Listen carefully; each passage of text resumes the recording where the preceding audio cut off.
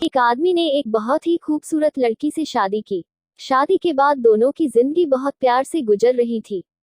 वह उसे बहुत चाहता था और उसकी खूबसूरती की हमेशा तारीफ किया करता था। लेकिन कुछ महीनों के बाद लड़की चर्मरोग स्किन डिजीज से ग्रसित हो गई और धीरे धीरे उसकी खूबसूरती जाने लगी। खुद को इस तरह देख उसके मन में डर समाने लगा कि यदि वह बदसूरत हो गई तो उसका पति उससे नफरत करने लगेगा और वह उसकी नफरत बर्दाश्त नहीं कर पाएगी। इस बीच एक दिन पति को किसी काम से शहर से बाहर जाना पड़ा। काम खत्म कर जब वह घर वापस लौट रहा था, उसका एक्सीडेंट हो गया।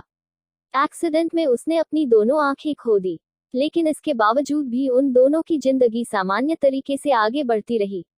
समय गुजरता रहा और अपने चर्मरोग के कारण लड़की ने अपनी खूबसूरती पूरी तरह गंवा दी। वह बदसूरत हो गई, लेकिन अंधे पति को इस बारे में कुछ भी पता नहीं था। इसलिए इसका उनके खुशहाल विवाहित जीवन पर कोई प्रभाव नहीं पड़ा। वह उसे उसी तरह प्यार करता रहा। एक दिन उस लड़की की मौत हो गई। पति अब अकेला हो गया था।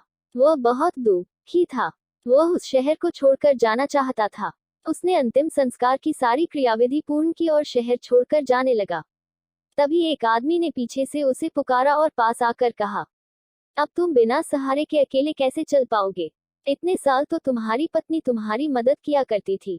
पति ने जवाब दिया, दोस्त, मैं अंधा नहीं हूँ। मैं बस अंधा होने का नाटक कर रहा था, क्योंकि यदि मेरी पत्नी को पता चल जाता कि मैं उसकी बदसूरती देख सकता हूँ, तो यह उसे उसके रोग से ज्यादा दर्द देता। इसलिए मैंने इतने साल अंधे होने का दिखावा किया। वह बहुत अच्छी पत्नी थी।